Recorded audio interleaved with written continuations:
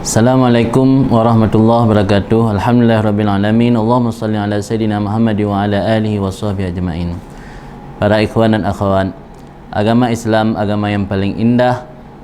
Keindahan Islam sampai ketika kita memakai minyak wangi sekalipun diatur dalam agama tata cara memakainya agar mendapat barakah dan pahala.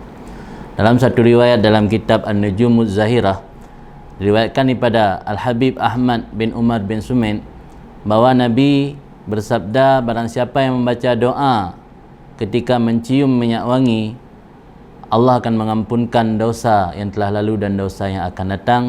Doa tersebut iaitu Allahumma kama an'amta fazid wala aisha illa aishul akhirah. Ya Allah, sebagaimana engkau telah memberikan nikmat, maka tambahlah nikmat tersebut, dan tidak ada kehidupan yang sesungguhnya kecuali kehidupan akhirat. Cara membacanya iaitu ketika kita memakai minyak wangi, terus kita mencium minyak wangi tersebut. Ketika kita mencium minyak wangi, bacalah doa Allahumma kama an'amta fazid wala aisha illa aishul akhirah.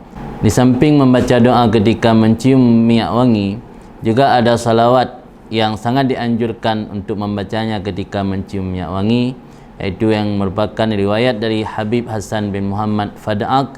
Beliau menjelaskan bahawa ketika seseorang mencium bau harum minyak wangi, dianjurkan membaca salawat, iaitu yang berbunyi Allahumma salli ala Sayyidina Muhammadin at-tayyibil mutayyab al-habibil mustafal muqarrab wa ala alihi wa sahbihi salatan tuniluna biha kulla maqsadi wa matlab.